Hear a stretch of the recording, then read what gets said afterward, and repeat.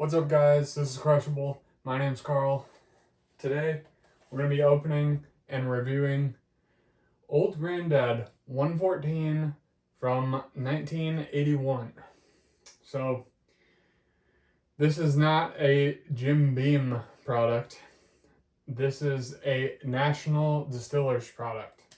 So, National Distillers made stuff like Old Crow, Old Grandad, and Old Taylor. For many years, they operated out of the Castle Distillery, also known as the Old Taylor Distillery, which has now become Castle and Key. So they produce a lot of different products.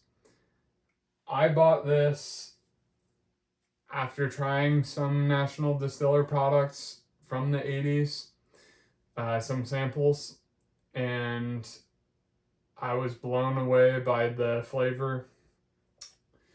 It has a butterscotch character to it that not many other whiskeys replicate.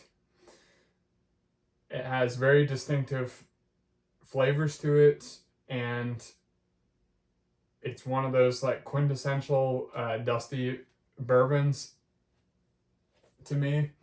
When I think like dusty, I think Stitzel-Weller, I think National Distillers, and I think Turkey. So Turkey's the easiest entry point because it's the lowest price and it's the most available. And that being said, you know, we talked about Old Fitz last time. I don't think Stitzel-Weller is twice as good as these like 80s turkey bottles. So if you're just interested in, you know, having a dusty on the shelf, I think 80s turkey is the way to go. Whereas, you know, if you're really into it, you got to know what the different distilleries taste like. You got to have one on your wall. You know, I think Stitzel and National Distillers are the next ones. You can get a National Distillers at 86 proof for around the same price as one of those turkeys. So, you know, that might be a route that, you know, you want to go down. But the ones everybody talks about are the bottled in bonds and the 114. And so a few reviewers who I trust a lot, Kenny Mills from the Mashup, as well as Cam from Drums and Drams, you know, say this is one of the tops. So I had to know, you know.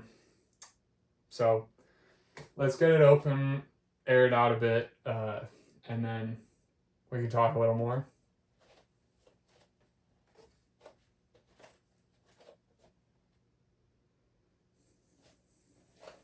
So for those who are interested, this is lot number 7.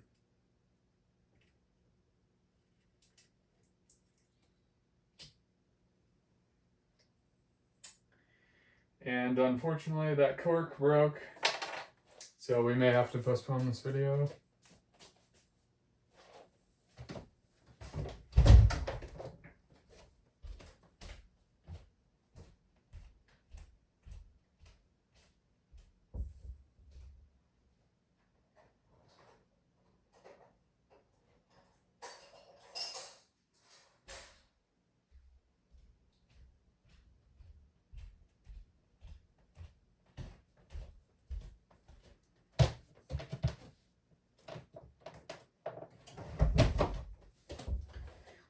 But this is to be expected as it is a 1981.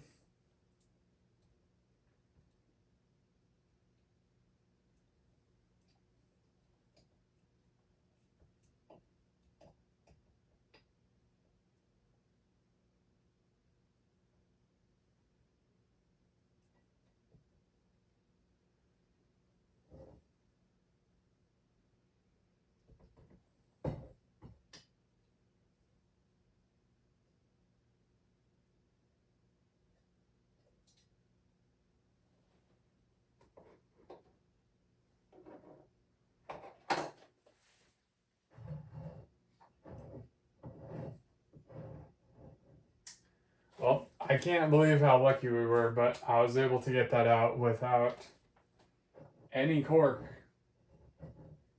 getting in the bottle. So that's a first. Every time the cork's disintegrated on me on one of these Dusties, I've had to strain it. But I don't see any cork in there. So I'm very happy about that.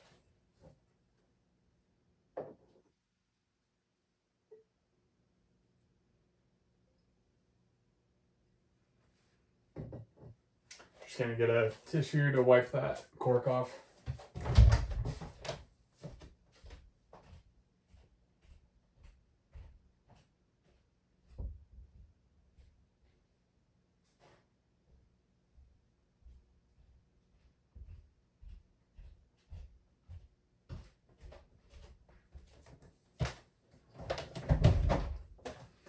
And here you can see the problem with Dusties in general.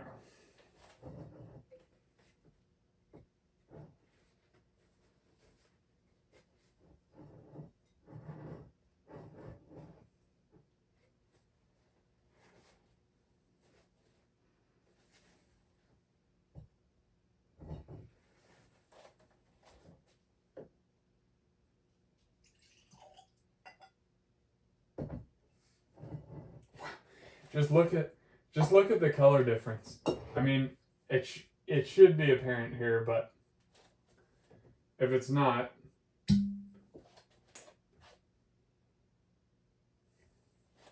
I mean, it's like at least twice as dark.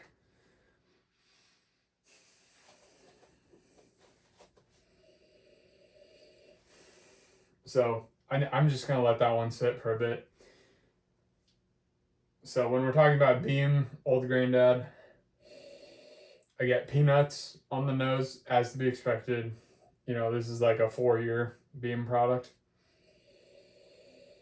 I get orange peel, cinnamon. That's about it.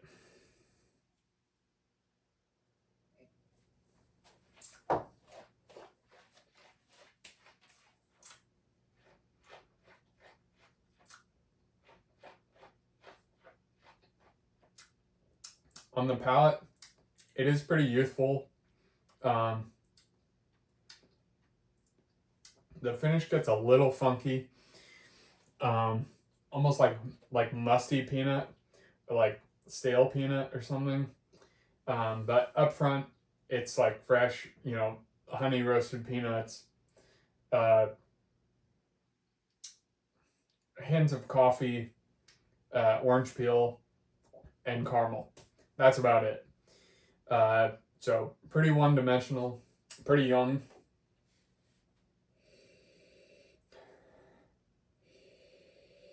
Going back to the nose, there's a little bit of that musty peanut funk on the nose. It's kind of like when peanuts have been sitting in your car for like a few weeks. They just get a little bit stale.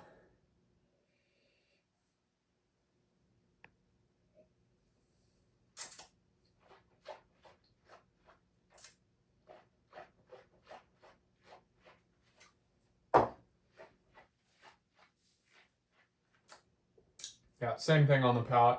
Maybe now I get a hint of like orange creamsicle or something, like a vanilla orange candy. And then there's a little bit more rye spice on the finish. A little bit spicy, a little bit of black pepper, but it drinks like a pretty classic, Jim Beam product. I would say better than, like Jim Beam Black or something like that, but, not as good as Booker's. But honestly, like for $20 or $30, really good bottle. I would take it, over say Buffalo Trace if I was making a cocktail where I wanted the whiskey to stand out a bit more, like maybe something like an old fashioned. Um, Whereas if I was drinking it neat, I might want Wild Turkey 101 or something else more because it does taste a little youthful. But that being said, I like all the flavors here.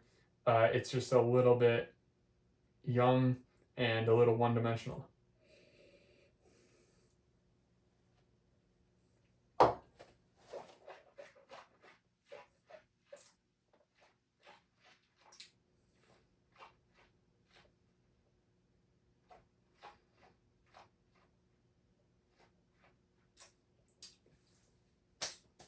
So let's talk about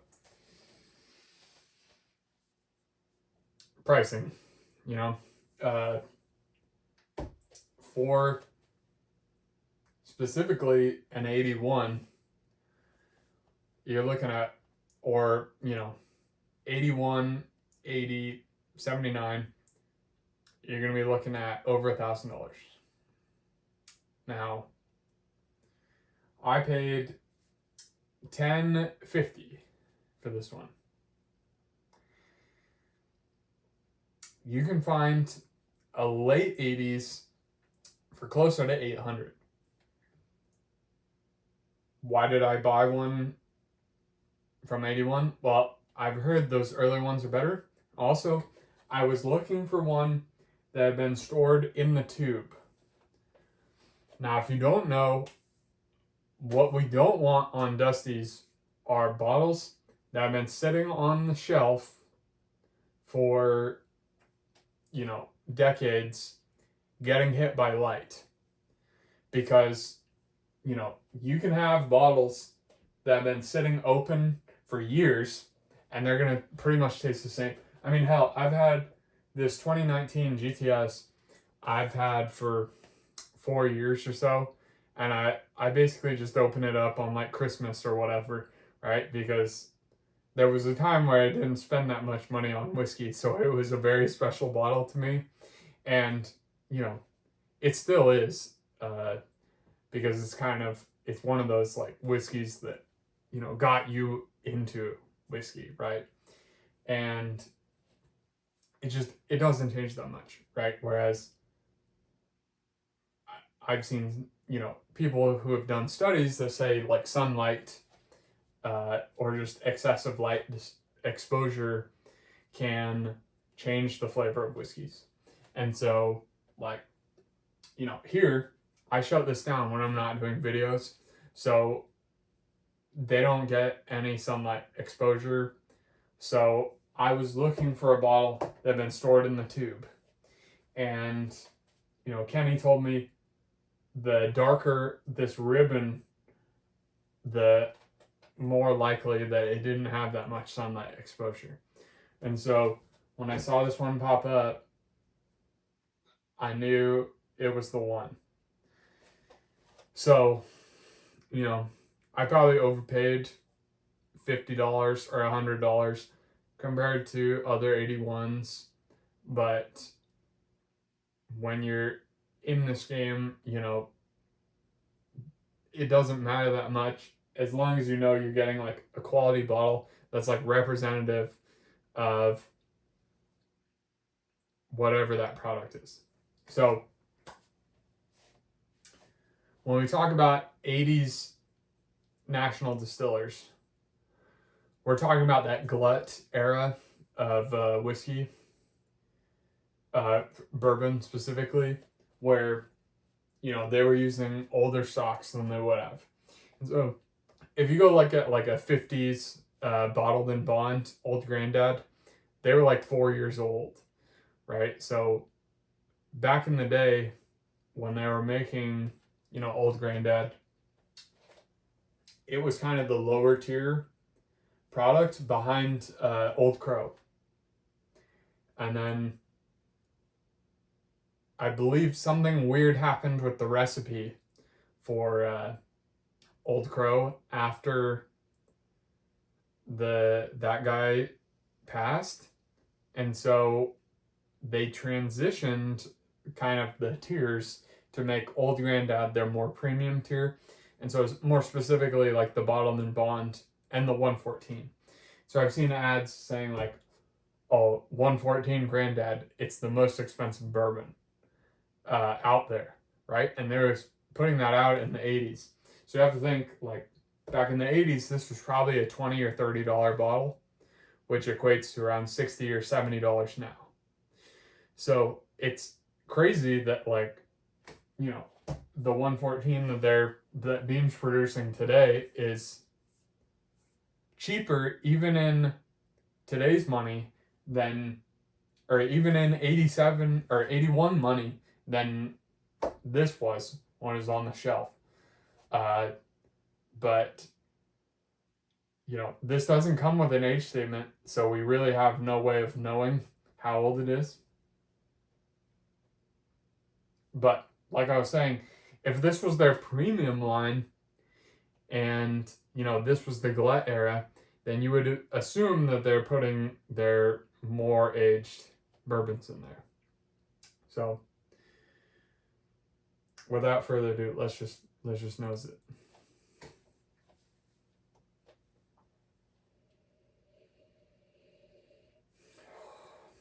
There's something very funky going on there. I'm talking like skunk or like weed. But then underneath that, there's like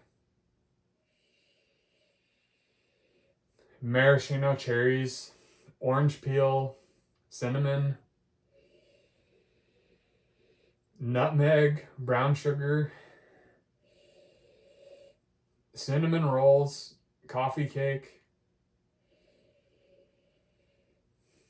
toffee.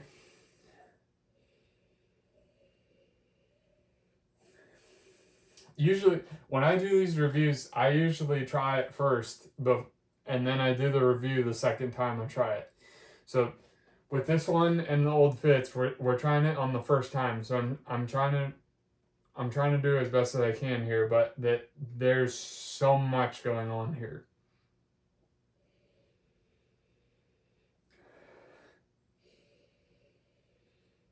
Definitely toffee and caramel, like your classic bourbon notes. Not as much butterscotch as I was expecting. The 80s Bottled and Bond Taylor that I had more butterscotch on the nose.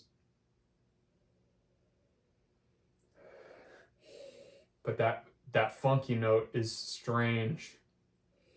I'm like, it's kind of inviting, but it's also a little off-putting. It's like very hard to describe.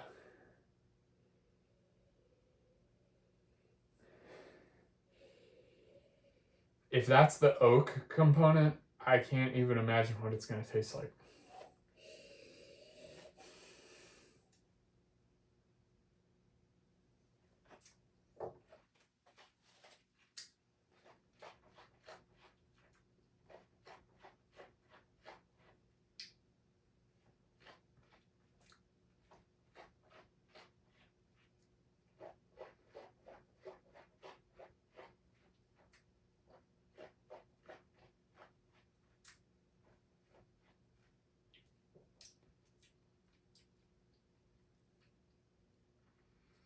Oh yeah.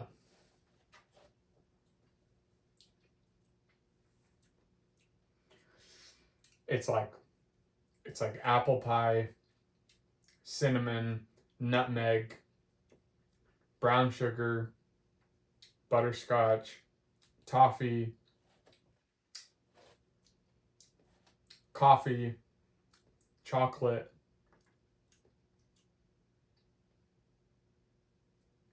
and then that funky, musty, dusty oak on the finish. It's like every quintessential bourbon flavor you could look for, and all the dusty flavors you could look for. are like all present here in spades. That being said, I'm not like floored with it. I think the Old Fitz Stitzelweller was more of an eye-opening experience because at 90 proof, it's like insane for 90 proof. Um, and also, I just never had a dusty weeder before. Whereas here, these are like a lot of the flavors I'm used to. And also, it's coming off very old. I'm struggling to like come up with words because it is very good. Uh, but it's probably like 12 plus years old, and then it's it's also the viscosity. It's very thick and oily. It's maybe the thickest whiskey I've ever had. It would be comparable to something like a 20-year Scotch. In that aspect, like a 20-year barrel proof Scotch, uh, with a very oily viscosity. The finish is still with me. The finish is like that dusty, musty oak, and then uh, almonds and butterscotch. And all that weird, funky note that I got on the nose, I'm not getting on the palate. But on, on the nose, it's very present. Especially on the first nose. The first time you sniff it, even after like stepping away for a bit and then nosing it again, the first whiff is like weird funk, and then the second whiff it goes more into the desserts.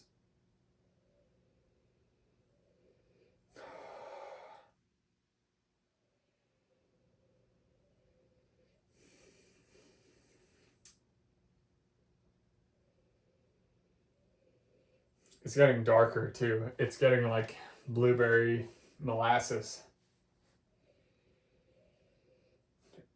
almost like cheesecake, like blueberry compote on top of cheesecake, molasses bread, maple syrup, figs, still lots of cinnamon and butterscotch.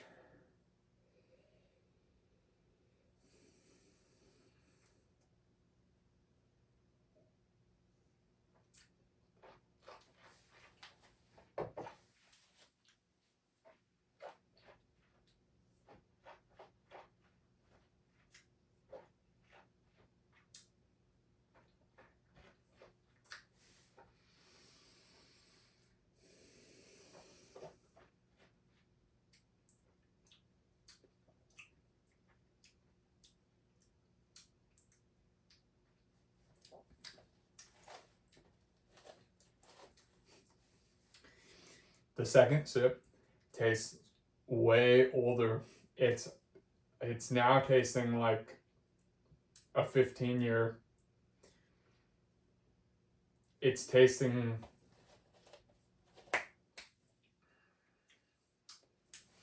the amount of flavor coming through is now reaching like GTS levels. And whereas like at 90 proof on the Old Fitz, we were only reaching say like 107 levels, like Pappy 15. Uh, right? But we weren't quite at William LaRue levels. This is definitely in the realm of like GTS, William LaRue, or like whatever your favorite Ellie is. Uh, not like Coy Hill, King of Kentucky, right? Those are like the modern day, like extremist kind of bombardment of flavors, right? But this is like this has the level of flavor of like a BTAC product at barrel strength without having to hit you at 140 proof or 130 proof, right? So it's like warm and enveloping, and yet it is not assaulting your palate. And on that second sip, it definitely was getting into the darker flavors. It was getting into the fig Newton, and like blueberry compote on like dark chocolate, uh, caramel ice cream, and cinnamon rolls with almonds on top, and almond roca, and like the best butterscotch you've ever tasted. And there's just a lot going on here. It's like it's very hard to articulate everything that I get on that second sip. So like it's reaching like Russell 15 levels of complexity, which tells me it's older than 10. Definitely above 10, right? And then from there it's kind of hard to say, but complexity wise it's coming off equal to CGF. The CGF I've had was a Wild Turkey 1992 CGF. This is like equal in complexity to that. I would say it tastes a little more dusty than CGF does, but not as dusty as Old Fitz or Wild Turkey 8-year from the 80s. So if you're just like, I'll stand by what I said before, is that if you're just like looking to see like what a dusty tastes like, Wild Turkey from the 80s, the 8-year 101 is the best value, and about 400 for late 80s, and I'll stick by that. And that's obviously not a value, right? But just out of like what I've tried, definitely some of the 100 proofers drink like under, whereas Turkey and Stitzel drink a little bit over. So I don't mind the 90 or 100 or below as much with them. Whereas like I had like an IW Harper and another National Distillers product, and they weren't drinking quite enough. They were a little too thin for me.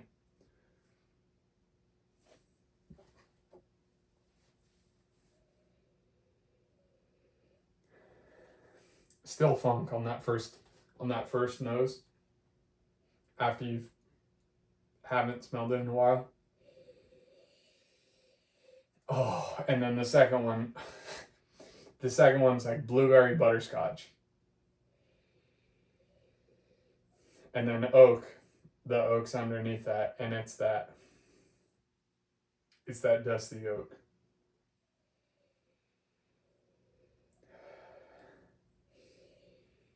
It's like blueberry pie with vanilla ice cream and butterscotch.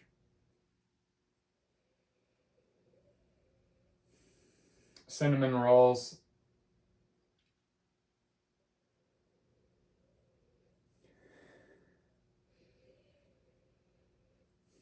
It's like you just woke up, when you're a kid, and you're coming up to Thanksgiving or Christmas or something, and your grandma and your mom have been up all night baking all of these desserts, and you just like walk into the kitchen and just all the smells like hit you at once, it's like it's so nostalgic, and it's so nice to finally be able to try something else that has like this uh, depth of character and this amount of complexity and this amount of proof and flavor that isn't, uh, BTAC. Because, other than that, like, you do have Russell's 15, but that's a one time release. And, here yeah, it's more expensive. But, if you're already looking at BTAC, this isn't that much more. And, they're making GTS every year. And the amount of whiskey that Buffalo Trace is making is just going up and up and up. Whereas here, how much National Distillers is left?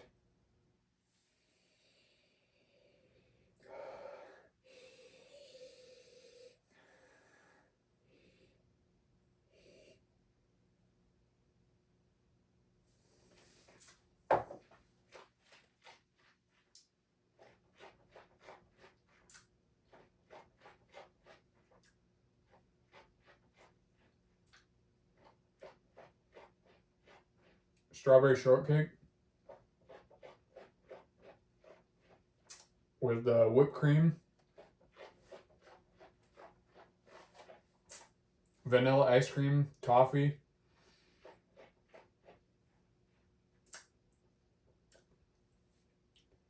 Cinnamon rolls. Then the finish is starting to get like more leathery, more tobacco.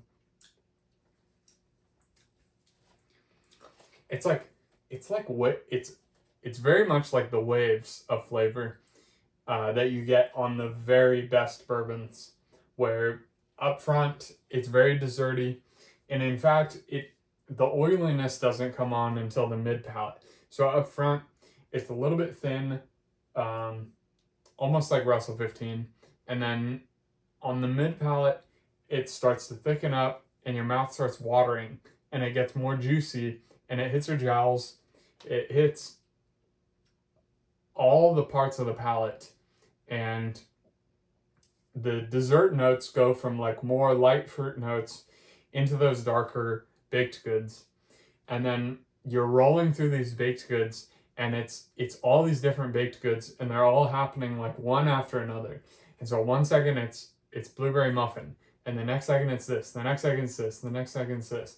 And then on to the finish is when it transitions into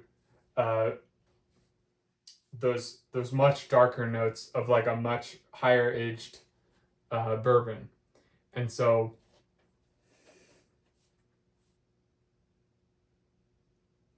it's quite exceptional. I mean, I don't have a single thing I could fault it on. And that's not something I could say of like almost any other bourbon. So I mean it's very hard to talk about this because it's not perfect in every way, right? Because everyone has a different palate and everyone's like looking for different flavors. But like if the flavors you are looking for are baked goods and butterscotch and dusty oak,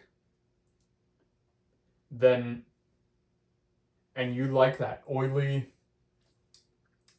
thick, like rich mouthfeel, then like it's hard to imagine a bourbon topping this, because that's the problem with Dusties is there's not that many options like, over 100 proof. You have Old Dweller Antique, but that's going to set you back maybe double this. I mean, definitely double a, late 80s, right? Because we're talking about 800 versus, say, 1500. So almost double. So, and that's 107 proof. And here we're talking 114. Other than that, there's not. I can't think of any that were like 80s, right? Like glut era. So if you can think of some, then come up with them in the comments. Because I might have to buy one. uh,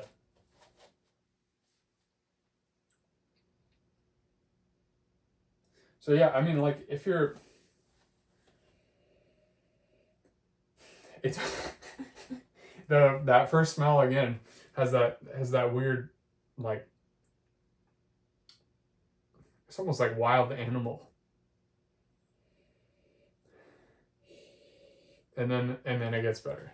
I don't know what that is. Maybe that might be like the cork.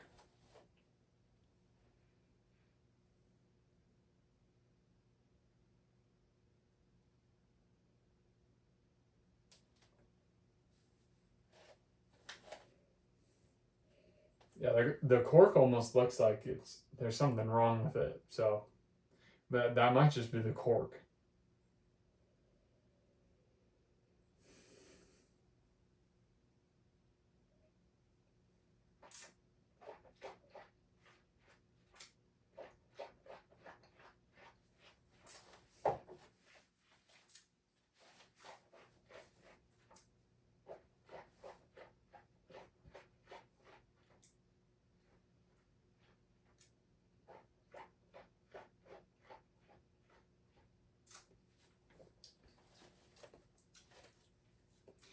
That's it.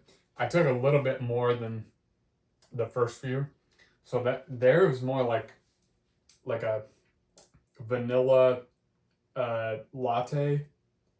So that like milky creaminess with the vanilla and coffee, and then it goes into the toffee, caramel, butterscotch notes.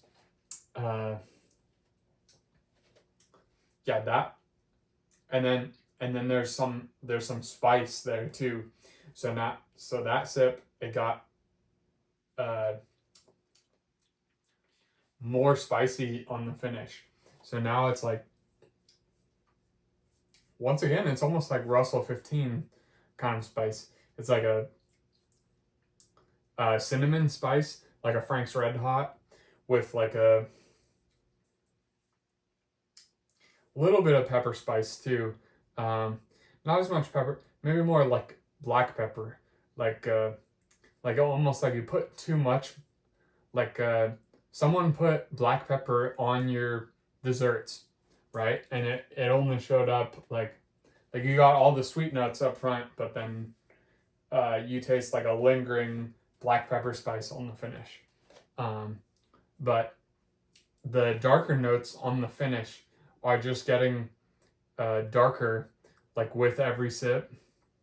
So those like coffee, uh, dusty, musty oak flavors are just getting like darker.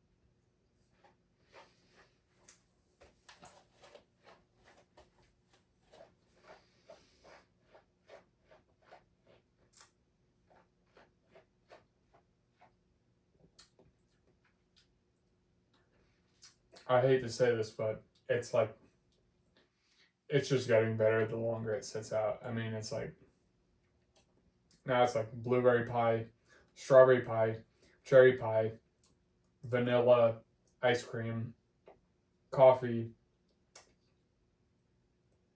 caramel, butterscotch, cinnamon, hint of spice on the finish, goes into those darker notes, lingering on the finish, just the lingering for long time.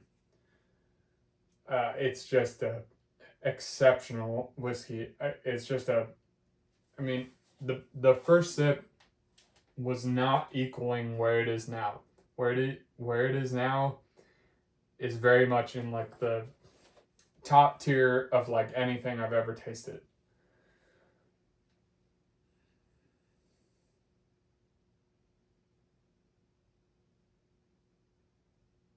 And you know, there's just different levels to this hobby. You know, some people, they're gonna say $1,000. There's no whiskey worth that price. To others of us, you know,